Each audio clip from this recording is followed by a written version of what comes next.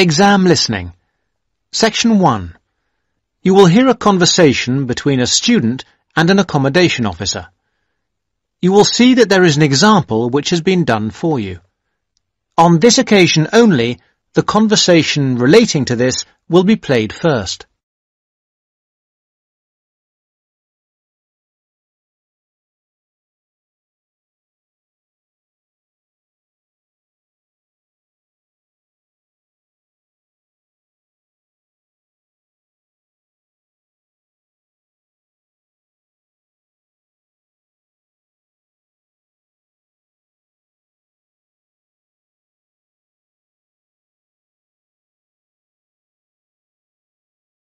Well, you have left things a bit late. Have you tried looking for somewhere in Newbridge? Newbridge? No, I haven't. I've never heard of Newbridge. Well, let me show you. I've got a map here. Here's where everything is. You come into Newbridge over the bridge, and the main road in front of you is, surprisingly enough, the High Street. This is one of the main streets. The accommodation officer says the first place is High Street, so A is written in the space. Now we shall begin. You should answer the questions as you listen, because you will not hear the recording a second time. Listen carefully and answer questions 1 to 3. Well, you have left things a bit late. Have you tried looking for somewhere in Newbridge? Newbridge? No, I haven't. I've never heard of Newbridge. Well, let me show you. I've got a map here. Here's where everything is. You come into Newbridge over the bridge, and the main road in front of you is, surprisingly enough, the High Street. This is one of the main streets. And branching off to the left, you can see there, is West Street. That is another busy part of town. I see. Now, as I was saying, here is the High Street, and here is West Street going left. Now, if you go along West Street, the first place you come to on your right is the supermarket. It's not a very big one, but it's got most things you're likely to need. Next to it, there's the Old Town Hall. I say the Old Town Hall because it is about 100 years old, but it will soon make way for a car park, I'm afraid. I suppose the car is king. Now, opposite the supermarket is the railway station. You can get very frequent buses and trains from here into the university. And next to that is the sports centre. It's a brand new one and was built on the site of some tennis courts. So that's progress. It's got everything the keen sportsman like yourself might require. Now, that's the centre of town, and I want to point out to you the buildings opposite the supermarket, but on the other side of London Road. There are 2 buildings there. The one further away from the High Street is called the Heights, and the one nearer the High Street is called the Towers. What are they? They are where you could find a flat.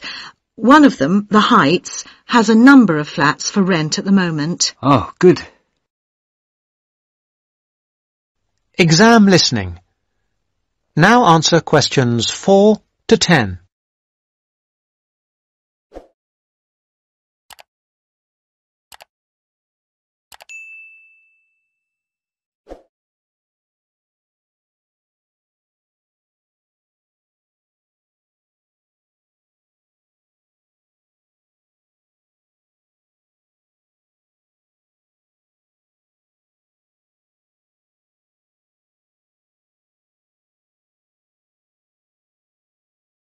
Now, the first one is flat 4.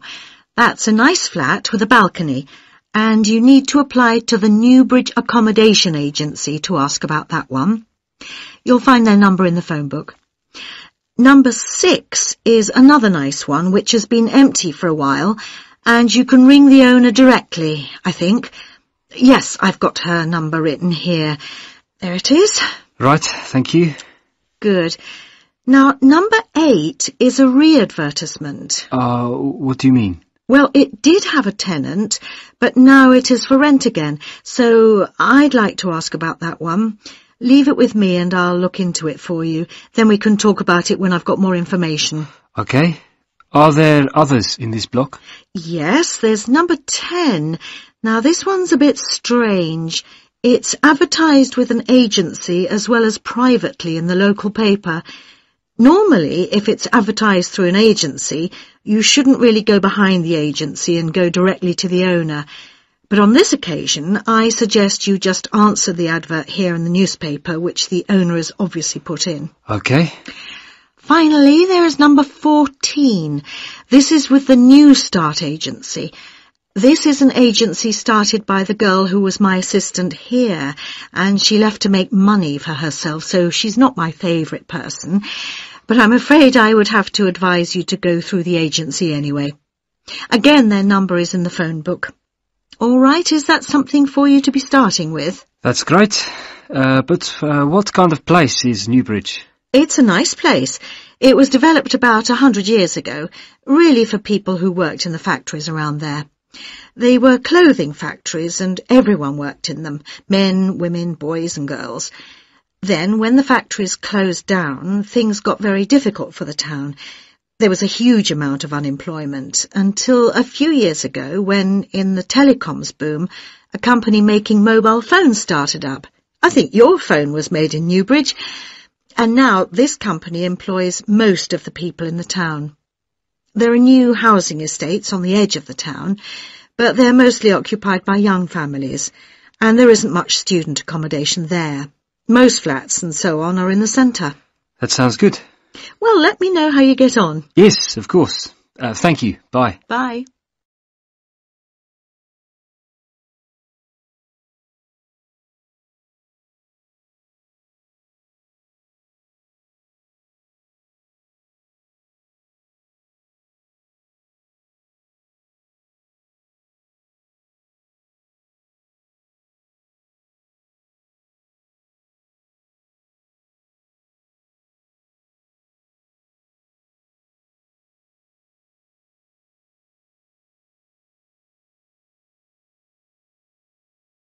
Section 2. You are going to hear an introduction to the facilities and regulations of the main university library. You will hear 3 different speakers describe different aspects of the library. First, you have some time to look at questions 11 to 20.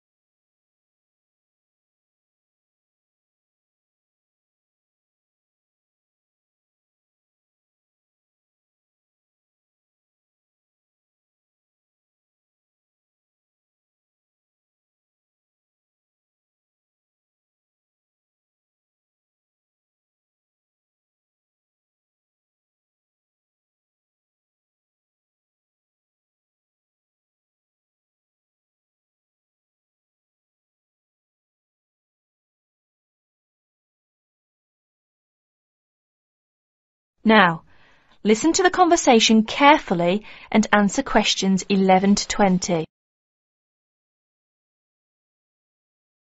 Hello, my name's John Giles. It's good to see you all here for this part of your orientation to the university.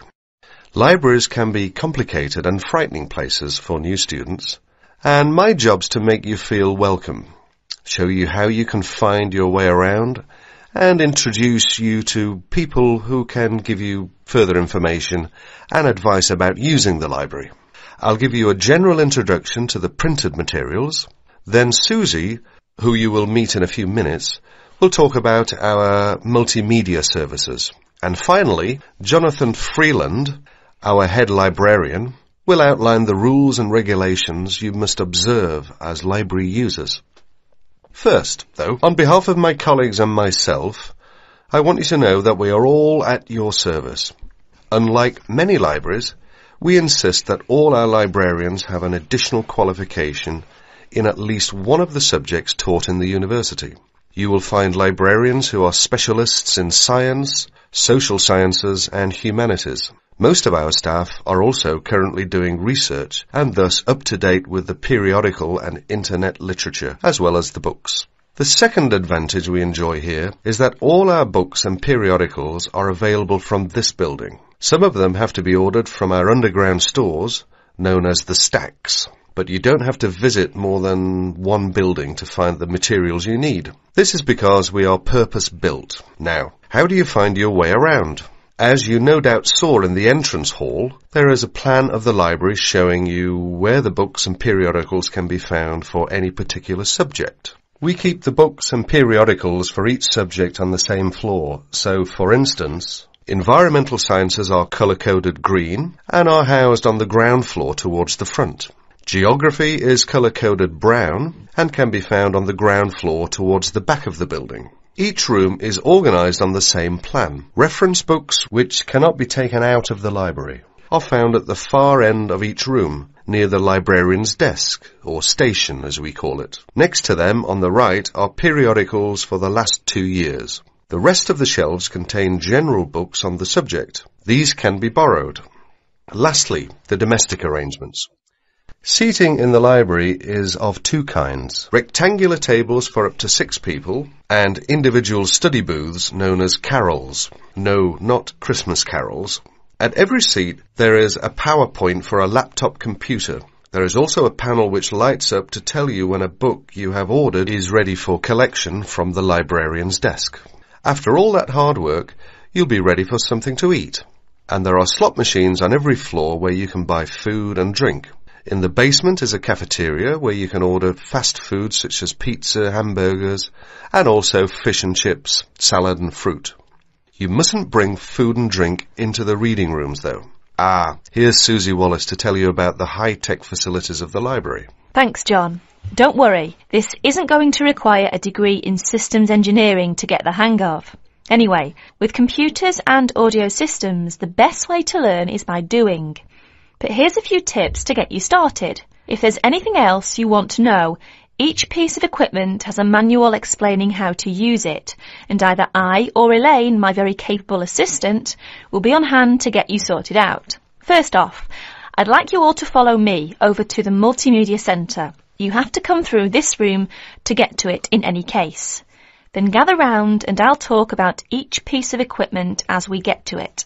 Right, here we are. Now, the Multimedia Centre, or MMC for short, houses all the computer facilities you'll need for your degree studies and your language learning. Many of you are studying electronics or similar subjects. We have terrific facilities for learning CAD, computer-aided design, for you non-technies. Some leading companies have donated equipment and state-of-the-art software packages. That's a spin-off from our thriving Industry Links programme. Many of you will be going on for your job experience. But to get back to the point, we have 44 PC terminals and 6 Macs. The Macs are loaded with fantastic software for you, art and design and textile design students. Over here, you can see our 2 widescreen TV monitors. They can receive broadcasts in most Asian and European languages, as well as English. For English language news, we encourage you to use the Student Union TV room, so that those who are learning other languages can use these. Some useful broadcasts come at awkward times, so if you get a note from your academic advisor on a form we'll give you, we can tape up to 2 hours a week for you. In a moment, I leave you to explore on your own, but here's our head librarian to say a brief word about library regulations. Good morning. I'm sorry to sound like a police officer, but there are a few rules we all need to observe for the benefit of everybody. Courtesy to staff and other library users comes high up the list. Second, the security and safekeeping of materials is essential. All library items are electronically tagged. If the beeper goes off as you leave, you must return to the checkout desk. You are not allowed to bring any bags, packages, or outdoor clothing into the reading rooms. You must leave them in the lockers outside in the corridor. You must take reasonable care of library materials while they are in your possession and return them within 2 weeks of borrowing them. Failure to return them on time without a good reason will result in a fine. When you register to join the library, you will get a copy of the full rules and you must sign this to say that you obey them. That is the end of section 2. You will have half a minute to check your answers.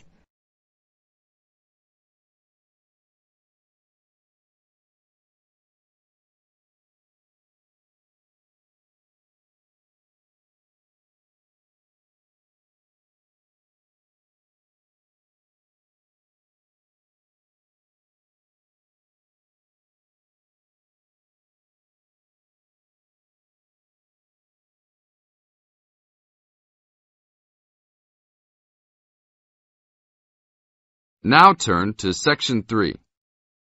Section 3.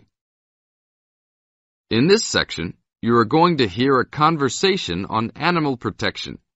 First, you have some time to look at questions 21 to 25.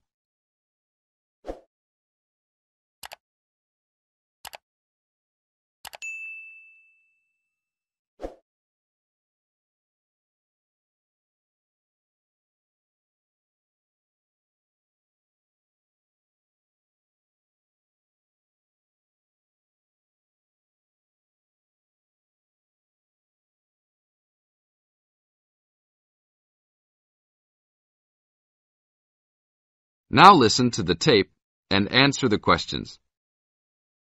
Thanks for joining us today, Mike. How did Baja California become a consideration for a condor release? Our recovery plan for California condors requires us to re-establish the birds in as much as their former range as possible. Baja, being the southernmost recent range for the California condor, works well in that they were only recently lost from the area, mid-1930s, and considerable habitat still remains. It is very isolated with very few people in the area. The mountains are spectacular, ranging up to 10,000 feet, or 3,000 meters.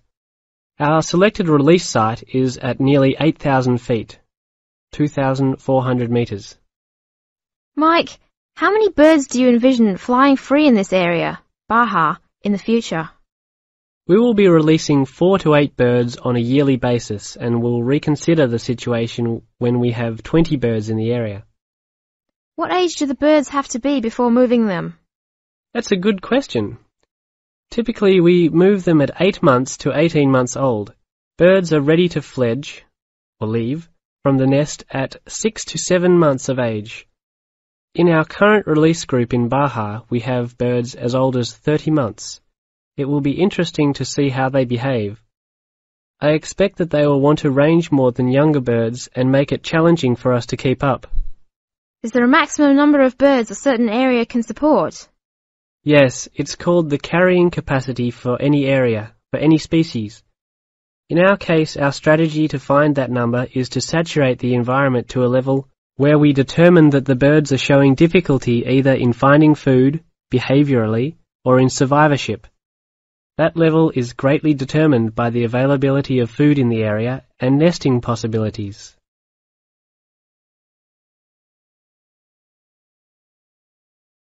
Now look at questions 26 to 30.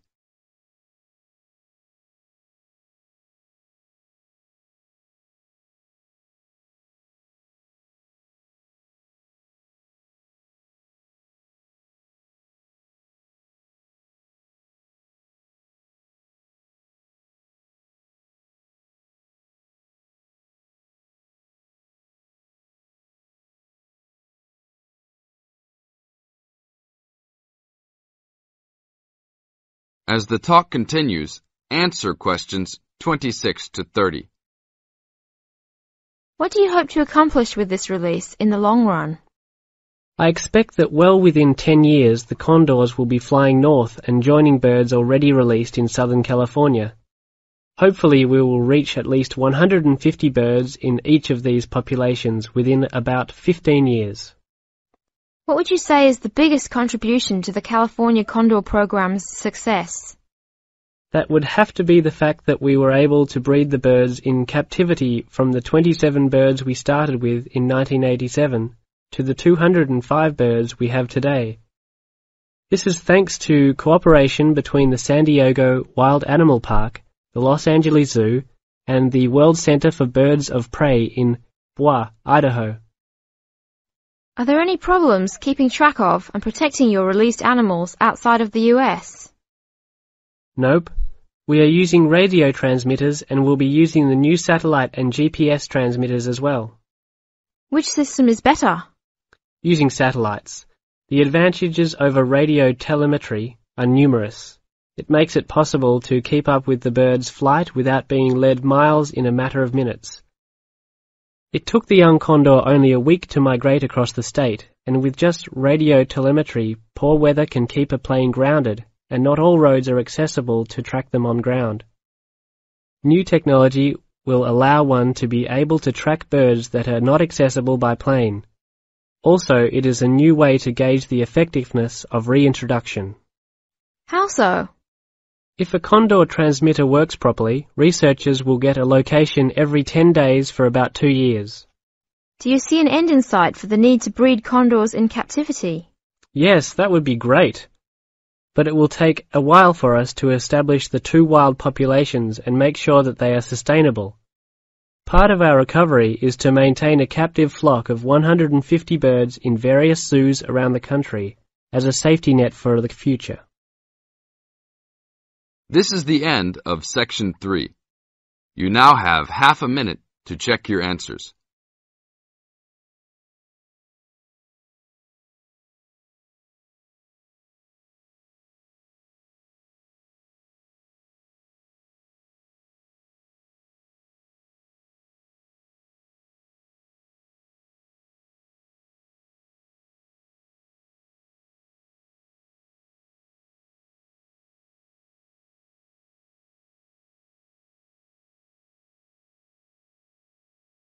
Now turn to Section 4.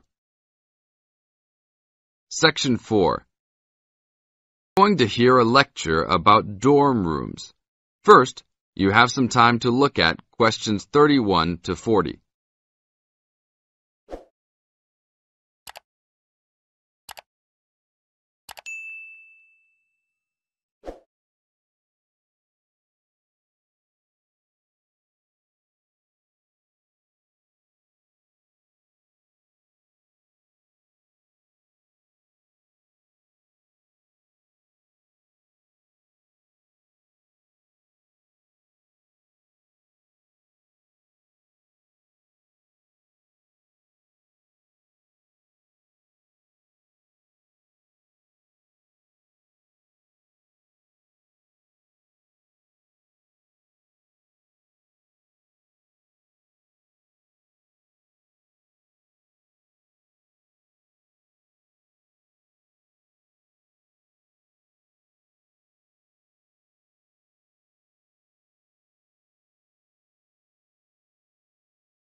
Now listen to the tape and answer questions 31 to 40.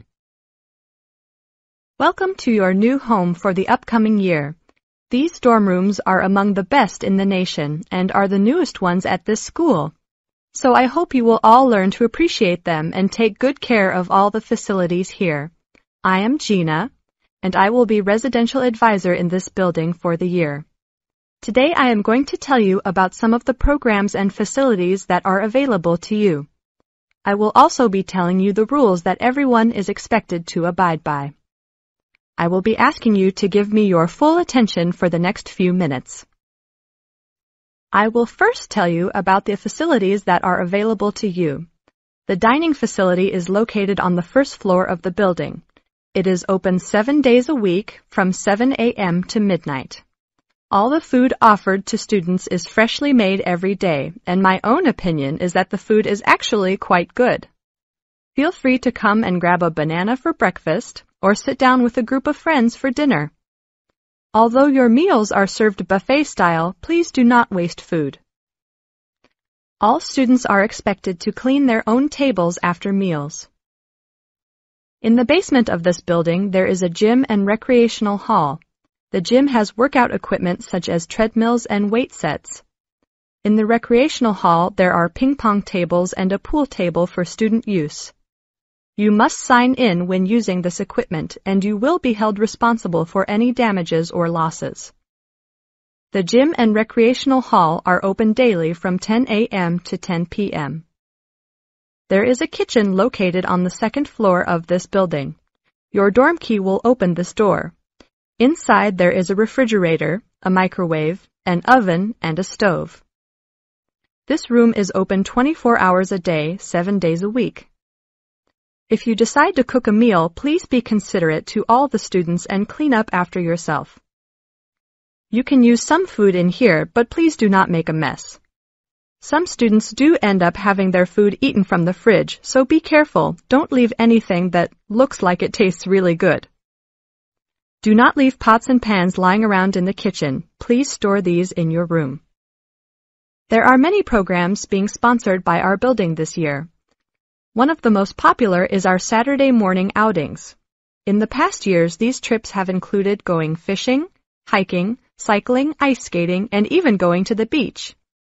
There will be a listing of scheduled events coming out soon. The university sponsors these trips, so transportation will be provided. However, there are usually some costs associated, though they are usually minimal.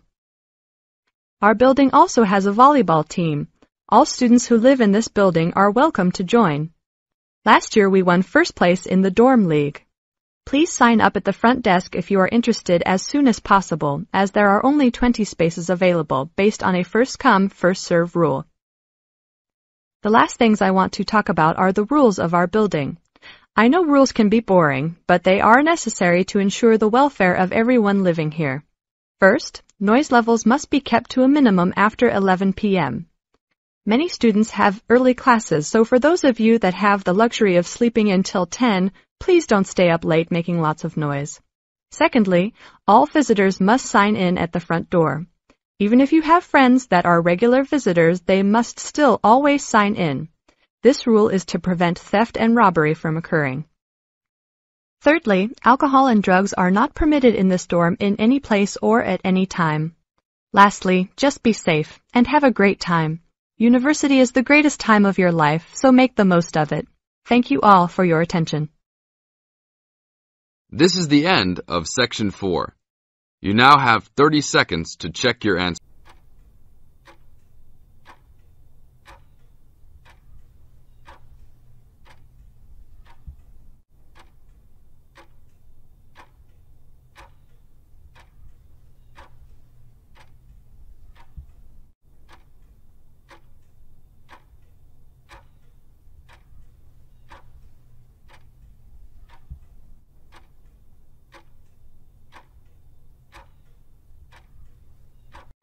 That is the end of the listening test.